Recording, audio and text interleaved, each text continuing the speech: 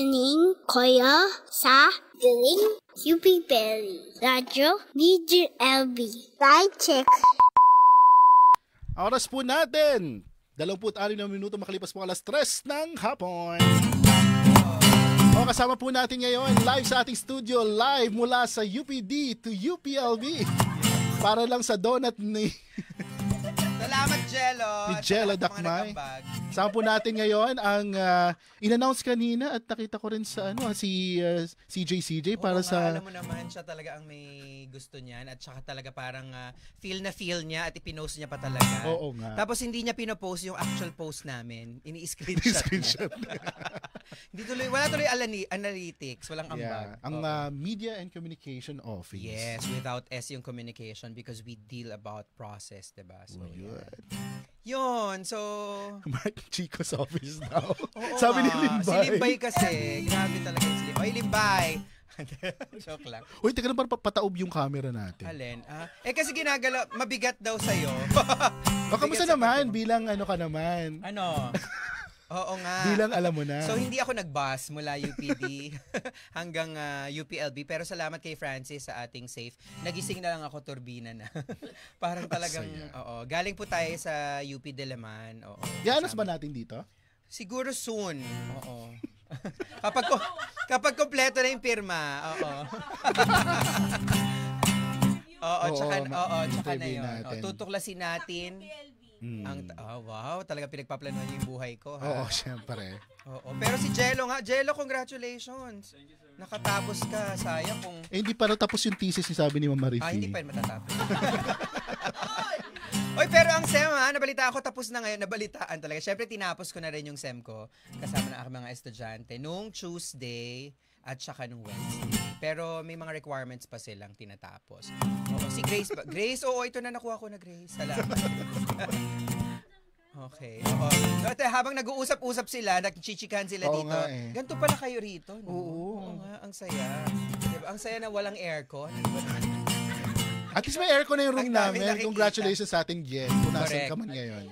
Pero itong Galing UPLB isang napakagandang public service program nito kasi pinagsisilbihan nyo talaga ang ating mga constituents at pinapaalam nyo sa kanilang mga dapat malaman. 5 years na tayo Oh my God, ang tanda na ni RJ. Grabe. 5 years na. Matanda ba ito kay Zeke? Kasi, hindi mas matanda. Ilan taon na ba si Zeke? Same. Ayan. Congratulations!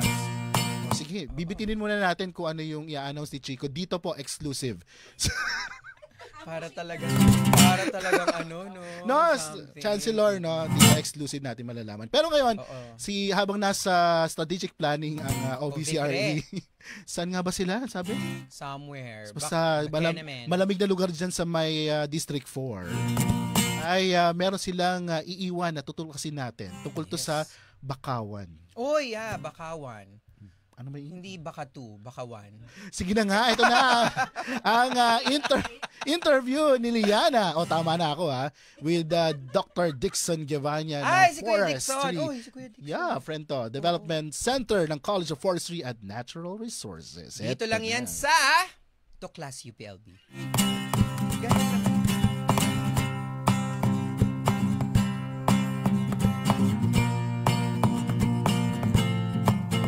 Magandang hapon sa inyong lahat.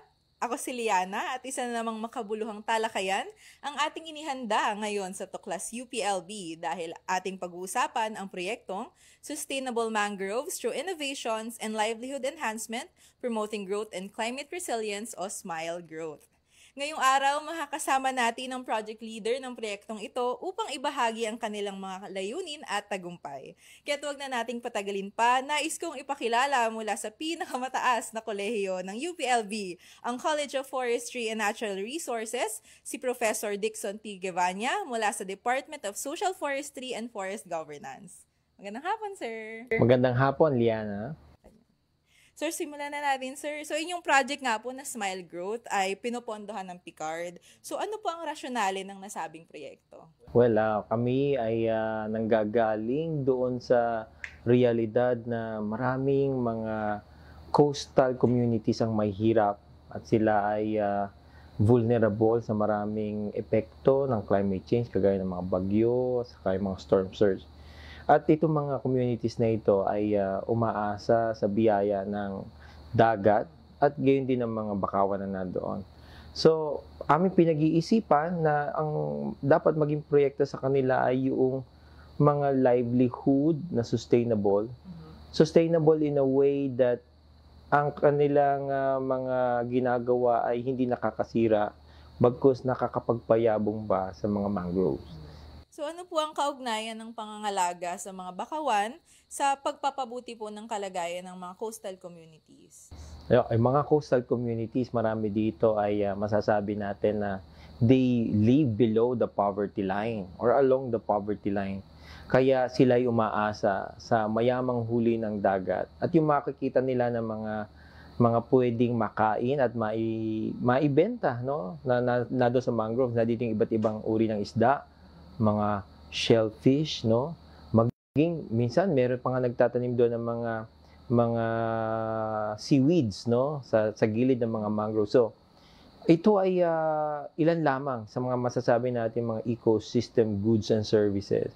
Sa ibang lugar, ang mga mangroves din ay pinagkakakitaan ng local community sa pamamagitan ng tourism, no? Lalo na yung mga bandang Visayas sa Mindanao, marami diyan ang mangrove-based ecotourism site. So, ang pangangalaga ng mga kabakawanan o yung mga mangroves ay napakahalaga upang mapagpatuloy itong mga income sources na ito. On top nga, doon sa protection na binibigay pa ng mangrove sa kanila, sa malalakas na alon at mga bagyo. Ayun, nabanggit niyo, sir. So, ano pa po, maliban po dun sa nabanggit niyo, yung mga pangunahing banta o hamon na kinakaharap po ng mangrove ecosystem sa Pilipinas, and in reference po, paano ito natutugunan ng Smile Growth Project? Yan, napakagandang katanungan sapagkat marami sa ating mga mangroves ay ang nawala na. So, sinasabi nga natin, from almost 500,000 hectares, no, nung unang panahon, na early 1900, we have only now, sabi nga ng ilang mga pagsusukat, is only 311,000. So, malaki ang nawala, lalo na nung 1970s na marami dito sa mga mangrove areas natin ang pinayagan na ito ay i-convert, no, o gawing mga fish ponds or mga aquaculture ponds. So, yun ang number one na naging rason kung bakit nawala or nangunti ang ating mga mangroves. Ngayon, iba na ang hamon. Ang mga hamon ngayon ay reclamation. Reclamation projects na kung saan sa ang mga development kagaya ng pagpapatayo ng mga seaports, mga kalsada, yan ay lubos na nakakasira sa maraming mga mangroves natin, no? Sapagkat kung ang mga infrastrukturang ito ay nadoon, kumbaga nadi-disturb yung normal na daloy ng tubig na galing sa dagat, during high tide, papasok sa mga mangrove, at during low tide ay bababa. Ngayon, kapag na-disrupt mo yon, talagang namamatay yung mga mangroves. Sila ay natutuyuan ng tubig.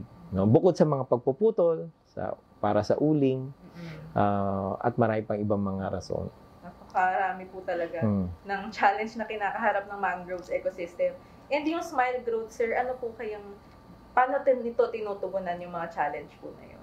Yan, napakaganda ng ginagawa ng Smile Growth Project. Dito ay kinonceptualize namin ito na hindi lamang pupunta sa komunidad at sasabihin natin na ito ang gawin yung livelihood.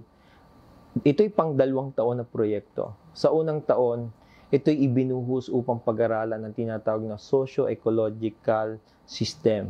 Malaman kung anong estado ng tao, malaman ang estado ng kanilang kabuhayan, malaman ang estado ng kanilang bakawan.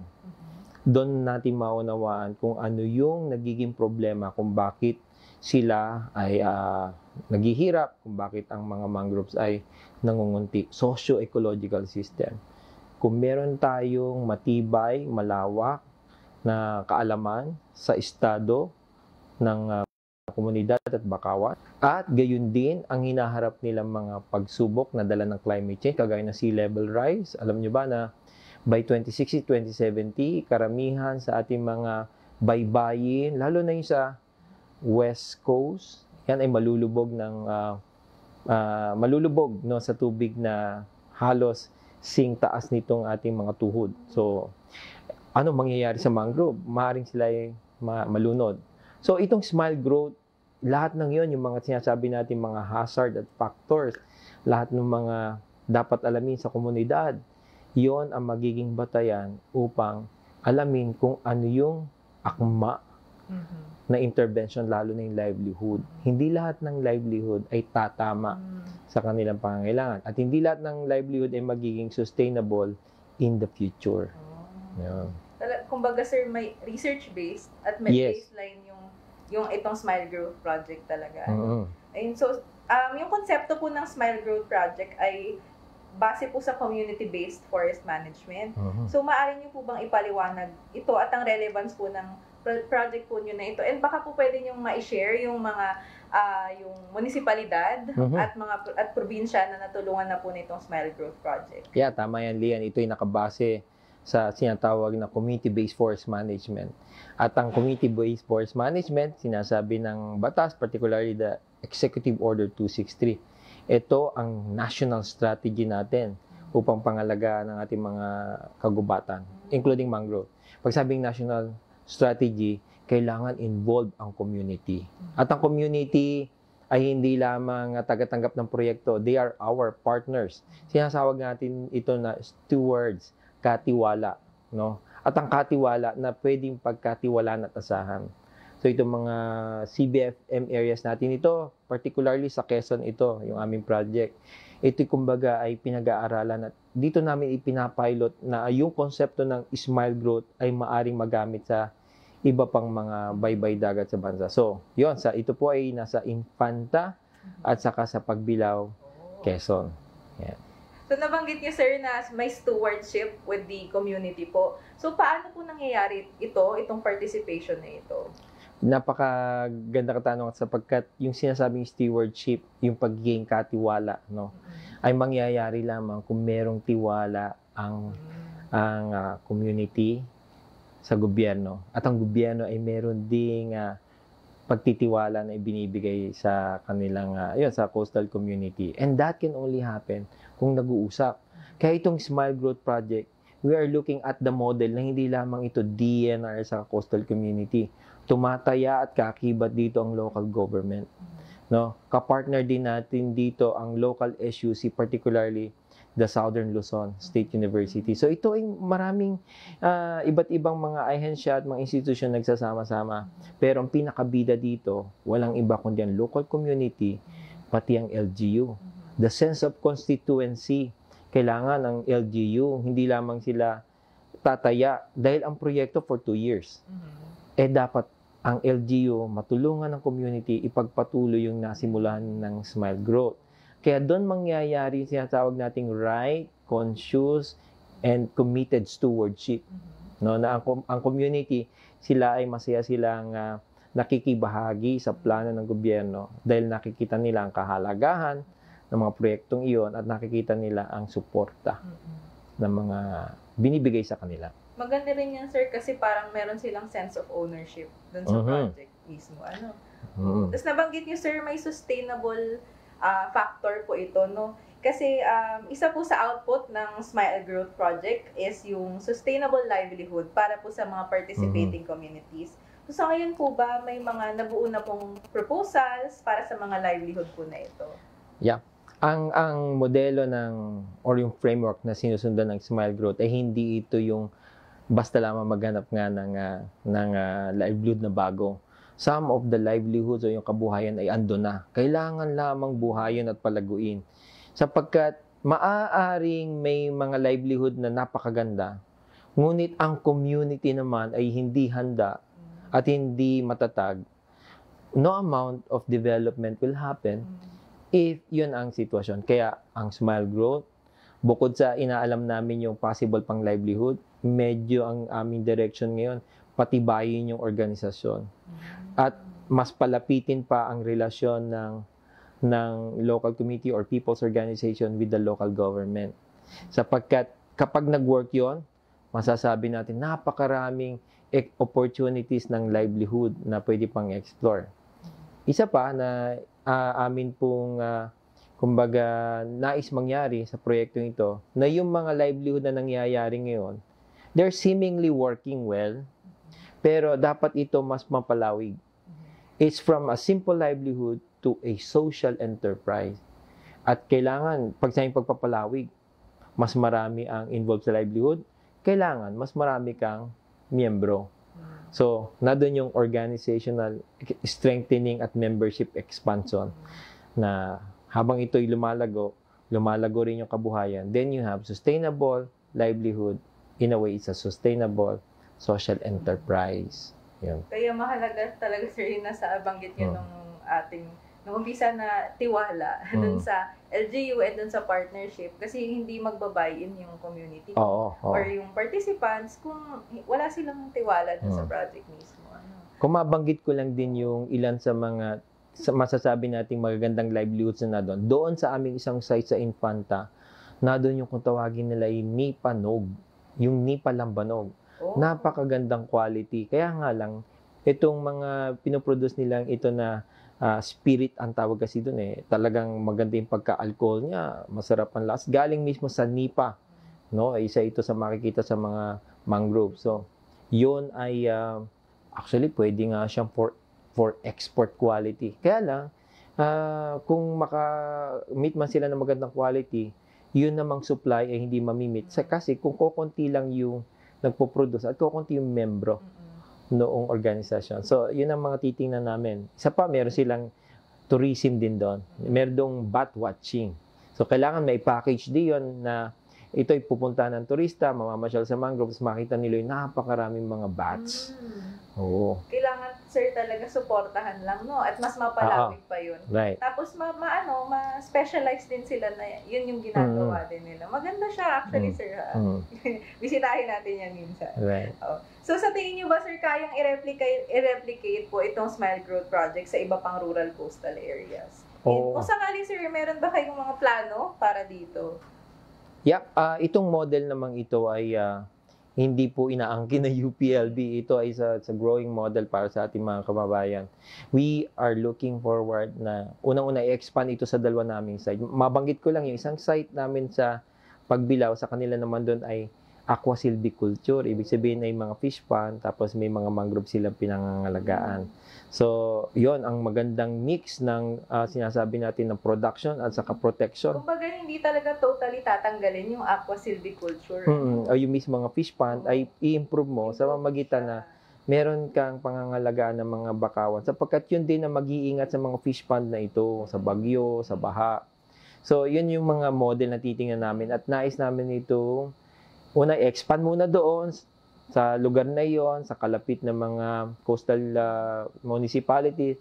Then, of course, kung ito'y magiging isang magandang model na ating pwedeng palawigin, we are interested to work with other LGUs and SUCs elsewhere in the region as well as, sa ibang pang mga islands in the country.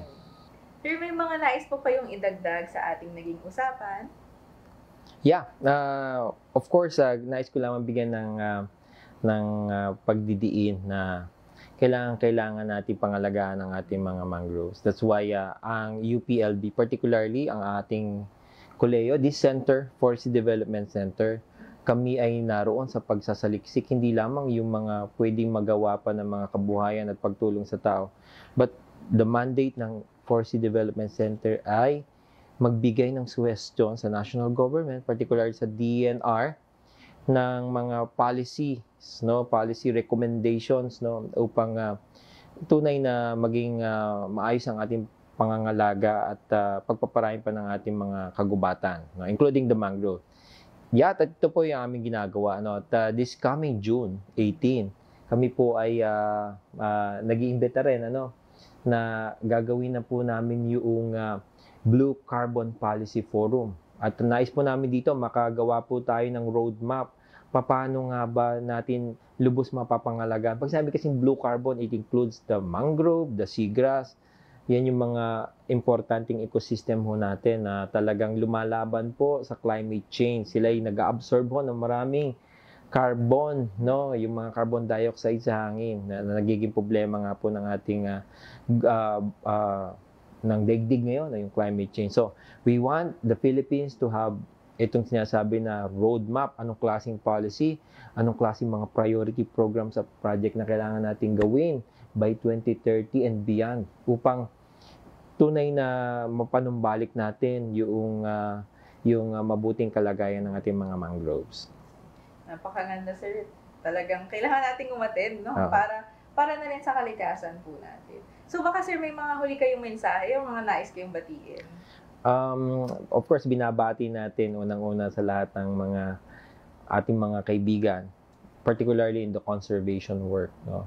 Nais ko pong sabihin na patuloy-tuloy lang po tayo, no, na ito po ay gawin natin, no, kung tayo sama-sama, ay di mas malaki yung ating may co-contribute. Of course, yung ating mga student that are also becoming more not only aware, no. Natutuwa ako ngayon, ang dami ng mga mangrove project, mga mangrove activities ng mga organization. Ituloy-tuloy lang po niyan. But make sure na yan po ay science-based. Hindi po tayo tanim lamang ng tanim ng kung ano man mga puno diyan, tapos magpipicture tayo and then wala na tayong pangangalaga pa.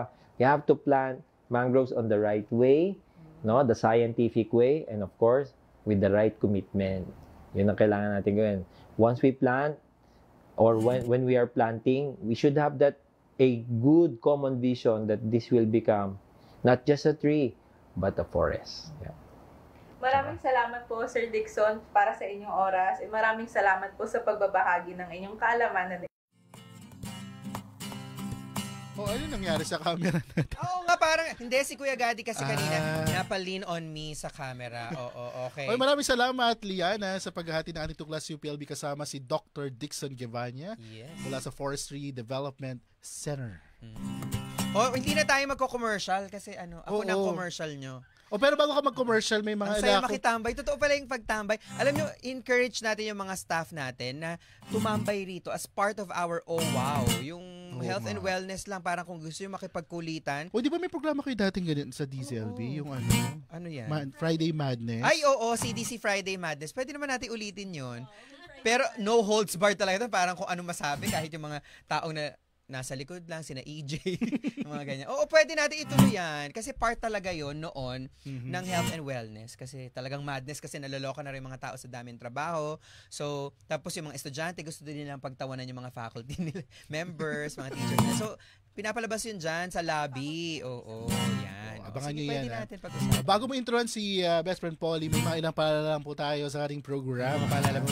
Yes, dahil tuloy-tuloy pa rin po ang Comrade Primetime pagkatapos po ng ating programa. Wala na? May ganun pa ba?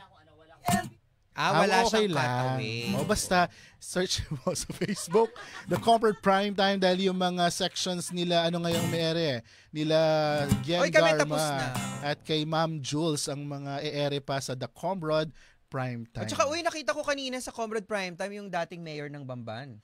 Oo, sabi ni Kuya Gadi. Hello. Ay, sino kaya yun? Kuya Gadi di ba nakakulong yun?